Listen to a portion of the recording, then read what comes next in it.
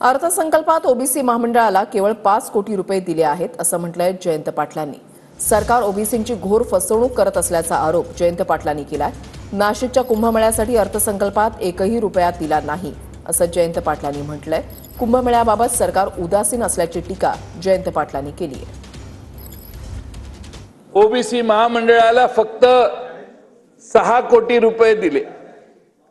अध्यक्ष महोदय, ओबीसी महामंडळाला दुसऱ्या महामंडळांना जर दिलेले 5 कोटी रुपये तर अध्यक्ष महोदय 5 कोटी रुपयात ओबीसी महामंडळाला बोळवण करण्याचं काम ज्या सरकारने केलं, घोर फसवणूक हे सरकार करतंय याची चिंता देखील मी या निमित्ताने व्यक्त करतो।